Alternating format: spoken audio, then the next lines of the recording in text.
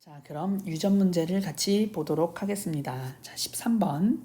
유전에 대한 설명으로 옳은 것은, 자, 순종은 대립 유전자를 한 개만 가지고 있나요? 한 개만 가지고 있는 게 아니고 엄마 아빠한테서 각각 받은 두 가지가 있는데 그 두 가지의 대립 유전자의 구성이 동일한 경우 순종이라고 부릅니다. 맞죠? 그 다음에 2번. 유전자형이 대문자 AA, 대문자 BB인 순종은 개체는 순종이죠. 대립 유전자의 구성이 같으니까 순종입니다. 3번. 표현형이 같으면 유전자형은 항상 같을까요? 그러지 않아요. 자, 표현형이 같다고 유전자형이 같지 않다. 이거의 예시가 뭐냐면 우리가 배운 우성형질이에요. 우성형질. 우성은 순종이랑 잡종 모두 가능합니다. 이게 뭐냐면 우리가 배웠던 것 중에 자, 노란 완두라고 생각을 하면 자, 노란색 완두가 우성이었어요. 그래서 대문자 Y로 표현하는데 대문자 YY도 상관없고 대문자가 하나만 있어도 둘 다 노란색으로 나타났어요. 그래서 노란색이라는 표현형은 똑같이 나타나지만 둘의 유전자형은 다릅니다. 그래서 틀린 표현이 되겠고요. 4번. 완두씨의 모양이 둥근 것과 색깔이 노란색은 서로 다른 대립형질이 아니에요. 서로 다른 대립형질이라는 거는 둥근 것과 주름진 거 또는 노란색과 초록색 이런 걸 말을 합니다. 4번도 틀렸고요. 그 다음에 5번. 크기나 모양과 같이 생물이 지니고 있는 여러 가지 특성을 형질이라고 합니다. 자, 이게 맞는 표현이 되겠네요. 그러면 14번. 멘델이 유전 현상을 설명하기 위해 세운 가설. 자, 1번. 한 쌍의 유전인자가 있다. 맞고. 자, 유전인자는 염색체에 존재한다. 자, 유전자는 염색체에 존재하는 게 맞아요. 근데 중요한 건 멘델은 1800년대 사람이고 이 당시 가설을 세울 때 염색체, DNA, 유전자 이런 거를 알지 못했던 상황인 거예요. 그래서 이거는 2번 보기는 지금 현대에 와서 해석을 한 거기 때문에 멘델의 가설과는 상관이 없어요. 그래서 이런 거에 낚이면 안 됩니다. 자, 3번. 유전인자는 부모에서 자손으로 전달이 된다고 표현을 했고 자, 한 쌍을 이루는 유전인자가 다른 경우 즉 잡종을 의미하는 거겠죠. 잡종이 되었을 때 유전인자가 모두 표현되는 게 아니라 우성만 나타난다. 표현되지 않는 걸 열성이라고 한다. 그게 우열의 원리였어요. 확인해 보세요. 그래서 답은 2번, 4번이 되겠네요. 자, 동그라미 5번. 이거 분리법칙 확인할 수 있을 겁니다. 자, 다음에 15번. 자, 문제 쭉 읽어보면 자, 옳은 것은 기억 가는 대문자 YY, 나는 소문자 YY. 이거 오해하면 안 돼요. 지금 가와 나는 생식세포예요. 생식세포. 그러면 어버이가 가지고 있는 자 1번, 2번 자 대립 유전자 구성이 같고 다른 거를 떠나서 두 개가 있는데 둘 중 하나 1번 또는 2번만 올 수 있어요. 생식세포를 만들 때 절반으로 되는데 중요한 건 어차피 대문자밖에 없으니까 가는 대문자 Y 나는 소문자 Y가 되겠죠. 그래서 가는 대문자 Y, 나는 소문자 Y가 되겠습니다. 그래서 틀린 표현이 되겠고요. 니은, C의 색깔이 노란색이 우성이다. 자, 우성과 열성은 어떻게 판단하죠? 순종인 어버이끼리 교배를 했을 때 자손 1대에서 어떤 형질이 나타나냐. 지금 자손 1대가 노란 형질을 보이기 때문에 우리가 노란색은 우성이다 라고 볼 수가 있겠네요. 니은은 맞는 표현이고요. 그러니까 자손 1대를 확인하기 바랍니다. 자, 디귿. 자손 2대에서는 노란색 완두의 유전자형은 두 가지다. 맞죠? 우성 형질이기 때문에 순종도 되고 잡종도 돼요. 그래서 저 유전자 이 생식세포의 조합을 보면 대문자 Y 또는 대문자 Y, 소문자 Y 이 두 가지 경우가 노란색으로 나타나겠죠. 정답은 4번이 되겠습니다. 그 다음에 16번, 17번 이제 두 가지 형질이 동시에 전달될 때에 대한 설명인데 이에 대한 설명으로 옳지 않은 것은 자손 1대 유전자형은 대문자 R, 소문자 R, 그리고 대문자 Y, 소문자 Y. 맞죠? 왜냐면 지금 순종끼리 만들 수 있는 생식세포가 대문자, 대문자, 소문자, 소문자 이 경우밖에 없기 때문에 얘네 둘이 합쳐져서 대소문자가 섞여 있는 이 경우밖에 자손일 때는 나올 수가 없어요. 근데 우성열성, 우성열성 함께 있기 때문에 둘 다 우성, 둥글고 노란색으로 표현되겠습니다. 그리고 이 친구가 만들 수 있는 생식세포의 종류, 자, 모양을 결정하는 것은 두 가지 경우가 있어요. 대문자가 오거나 소문자가 오거나. 근데 대문자가 왔을 때 색깔이 노란색일 수도 있고 초록색일 수도 있고, 주름진 완두인데 노란색일 수도 있고 초록색일 수도 있고, 그래서 네 가지의 종류가 나올 수가 있겠네요. 생식세포의 종류는 이렇게 네 가지가 나오게 되겠습니다. 그래서 맞는 표현. 자, 그리고 3번 자손 이대에서 노란색과 초록색, 지금 모양과 동시에 보지 않고 색깔만 보겠다는 거예요. 그러면 독립의 법칙에 의해서 색깔을 결정할 때 모양은 영향을 주지 않아요. 그러면 우리가 봤던 것처럼 3대 1의 비율이 나오게 되겠죠. 그러면 일단 3번이 틀린 표현이 될 거고, 3번이 정답이 될 거고, 자, 동그라미 4번 모양과 색깔은 서로 영향을 주지 않고 독립적으로 유전된다. 자, 이것이 독립의 법칙이었고, 자, 자손 이대에서는 둥글고 노란 거, 둥글고 초록색, 얘네가 9대 3대 3대 1 비율로 나온다. 이런 교과서에서도 많이 확인할 수 있었던 그림이니까 쉽게 확인할 수 있습니다. 그 다음에 17번 3200개다. 근데 주름지고 초록색이다. 우선은 주름진 특성은 열성에 해당해요. 초록색 열성에 해당해요. 자, 열성 형질이 표현되려면 반드시 열성 유전자로 구성된 순종이어야 돼요. 그러면 소문자, 소문자, 소문자, 소문자. 그러면 소문자로만 구성되어 있는 건데 위에 봤던 9대 3대 3대 1에서 이 1에 해당하는 상황이에요. 주름지고 초록색은. 그럼 총 16가지 경우 중에 하나이기 때문에 3200을 곱해주면 몇이 나오지? 200이 나오겠네요. 이건 간단하게 볼 수 있었습니다. 그 다음에 18번 문제. 자, 18번 문제. 이런 것도 확인해 봐야 되는데, 이런 그림이 나왔다고 해서 무조건 어버이가 순종일 거라고 생각할 필요는 없어요. 순종일 수도 있고 잡종일 수도 있고, 그거는 문제 조건에 따라 다르기 때문에 단순하게 문제 안 읽어보고 배웠던 내용을 토대로 예측해서 풀면 틀릴 수도 있으니까 문제를 꼼꼼하게 읽어봐야 합니다. 자, 확인해 볼까요? 일단 자, 기어, 가와 나는 모두 순종이다. 한번 확인을 해봅시다.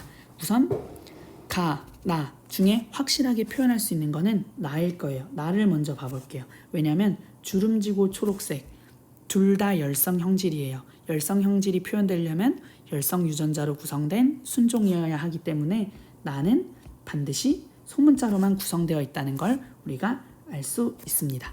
이거는 정확하게 알 수 있는 거고, 자, 그러면 이 순종의 주름지고 초록색 완두가 만들 수 있는 생식세포의 경우의 수는 이거 하나밖에 없어요. 이거 하나뿐이에요. 이거 하나랑 이제 가 완두가 만드는 생식세포가 결합을 해야 되는데, 지금 나와 있는 게 자, 1대 1대 1대 1 우리가 배웠던 9대 3대 3대 1과는 다르기 때문에 좀 다르게 접근을 해야 됩니다. 자, 그럼 한번 확인을 해볼까요? 일단 주름지고 초록색이니까 이 가장 마지막 거는 이제 나와 마찬가지로 다 소문자로 구성이 되어 있겠네요. 그렇겠죠? 자, 그리고 지금 만들 수 있는 게 이거 하나이기 때문에 전부 다 소문자, 소문자, 소문자, 소문자 하나씩 가지고 있어야 돼요. 왜냐하면 지금 어버이인 나가 만들 수 있는 생식세포는 소문자밖에 없기 때문에 이거는 반드시. 그래서 여기도 소문자로 다 들어가 있겠죠. 자, 근데 중요한 게 뭐냐면 얘를 볼게요. 얘를 보면 주름지고 초록색이니까 다 열성 유전자예요. 근데 자, 하나 하나하나를 줬어요. 그러면 나머지 소문자는 누굴 걸까요? 반드시 한쪽 어버이에서 줄 수밖에 없겠죠. 그래야 이제 하나는 엄마, 하나는 아빠한테서 왔기 때문에 예를 들어서 엄마한테 준 거를 빼면 나머지는 전부 아빠 거여야 되잖아요. 그렇게 해서 이렇게 역으로 얘네가 여기서 왔다라고 추측을 할 수가 있어요. 자, 근데 중요한 건 얘는 다 우성으로 표현이 돼요. 열성 유전자를 가지고 있지만 우성으로 표현된다. 다른 말로 우성 유전자를 가지고 있다라고 볼 수 있기 때문에 둥근 유전자가 있을 거고 노란색 유전자가 있을 거예요. 그래서 가는 이제 순종이 아닌 잡종이라는 걸 알 수가 있습니다. 그래서 나는 순종이지만 가는 잡종이 되겠네요. 그래서 1번 보기가 틀린 게 되겠습니다. 그 다음에 그럼 그 밑에 자손일 때도 한번 맞춰볼까요? 잠시. 자, 그러면 자, 어지러우니까 좀 지워서 확인을 해보면, 자, 그러면 지금 자, 이거고, 그러면 지금 둥글고 노란색이면은 우성이 있어야 될 거고, 자, 둥글고 초록색, 둥글다니까 지금 둥근 거 하나 있을 거고, 초록색은 열성이니까 YY. 주름졌다는 거는 열성 형질, 노란색은 우성 형질. 그러면 자손 1대의 이 네 가지의 경우도 유전자형을 다 알아맞힐 수가 있습니다. 자, 그러면 다음 보기 볼까요? 니은. 자, 가에서 네 가지 종류의 생식세포를 만들 수가 있다. 이거는 뭐 계속 했던 거니까 다시 하지 않아도 되겠죠? 이거 우리가 기본적으로 봤던 이거 지금 이 네 가지 경우에 해당하는 겁니다. 자, 그럼 넘어갈게요. 자, 다음에 디귿. 독립법칙이 적용되지 않는다. 지금 이 모양과 색깔을 할 때는 독립법칙이 적용이 되죠. 디귿은 틀린 표현이고, 자, 가와 자손일 때의 둥글고 노란색, 자손일 때의 둥글고 노란색, 얘와 가는 지금 유전자형이 같죠. 맞는 표현이 되겠습니다. 정답은 3번이 되겠네요. 그 다음에 19번. 사람 유전 현상이 어려운 이유, 자유로운 교배가 불가능하고 한 세대가 길고 자손수도 적고 대립형질도 뚜렷하지 않고 는 간단하게 확인할 수 있었던 문제고요. 자, 사람 유전 연구할 때 유전과 환경 하면 쌍둥이 연구가 해당하겠네요. 간단히 알아봤습니다. 그 다음에 21번, 22번.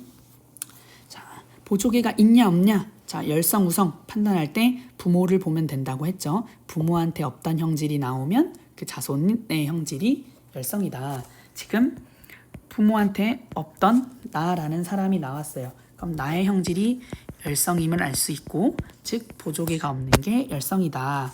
그러면 보조개가 있는 건 우성이 되겠죠. 당연히 멘델 원리에 따라 유전이 될 거고, 자, 가는 어머니에게서 보조개가 있는 유전자를 물려받았다. 자, 우선 각 사람들의 유전자형을 한번 적어보도록 할게요. 자, 그러면 문제 풀기가 더 쉬울 거니까. 자, 우선 나는 열성이라는 걸 알았어요. 자, 열성은 열성 유전자로 구성된 순종이기 때문에, 자, 열성을 소문자 A, 자, 우성을 대문자 A라고 표현하면 나와 같은 사람들은 전부 다 소문자 A로 구성이 되어 있겠죠.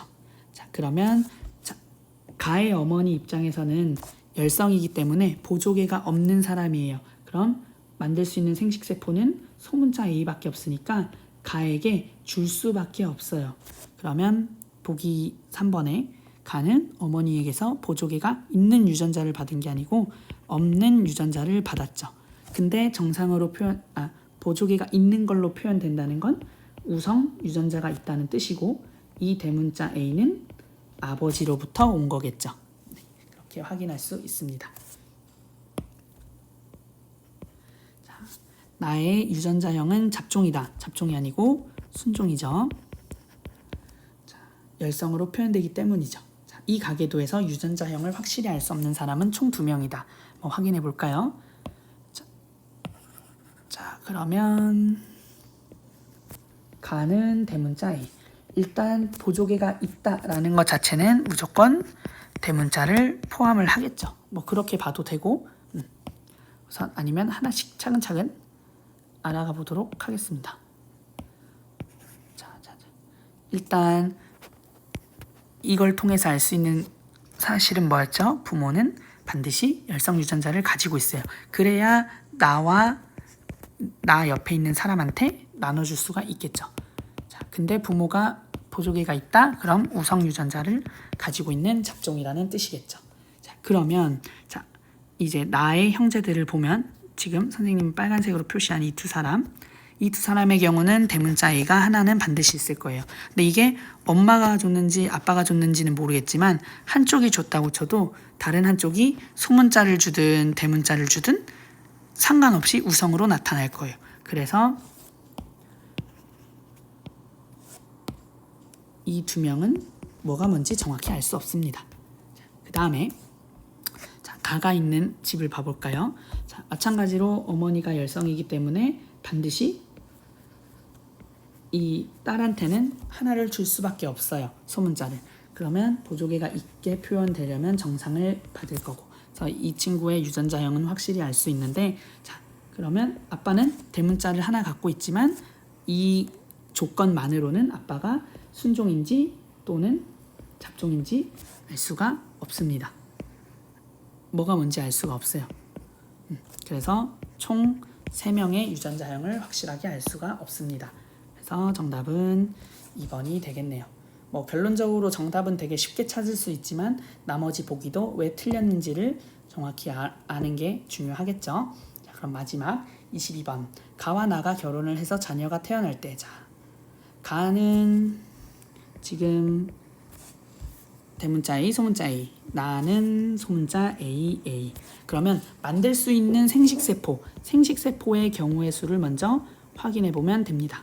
자, 가의 경우에 만들 수 있는 생식세포는 대문자거나 소문자거나, 근데 나의 경우는 소문자 하나밖에 없어요. 그러면 만들 수 있는 경우의 수는 이 두 가지 또는 소문자로 구성된 이 두 가지 경우밖에 없어요. 자, 그러면 자녀가 태어났을 때 이렇게 태어나면은 우성, 이렇게 태어나면은 열성. 우성과 열성이 태어날 비율이 똑같네요. 50%네요. 자녀가 보조개 있을 확률은 50%가 되겠습니다. 이렇게 해서 마무리해 보았고요. 한번 개인적으로 교과서랑 학습지 꼼꼼히 읽어보면서 어떤 지문이 왜 틀렸는지를 정확히 이해하면 이번 시험 보는데 이제 큰 도움이 될 것 같습니다. 자, 그래서 5단원 복습은 여기까지 하는 걸로 하고 다음 시간에는 나눠줬던 8단원 문제. 8단원 같은 경우는 뭐 내용이 어렵진 않으니까 교과서랑 학습지에 있는 문제에 나와 있는 간단한 내용만 암기하면 될 거니까 너무 부담 갖지 말고 같이 정답을 확인해 보는 시간이라고 생각했으면 좋겠습니다. 그러면 다음 시간에 8단원 문제풀이에서 만날게요. 그럼 수고했습니다.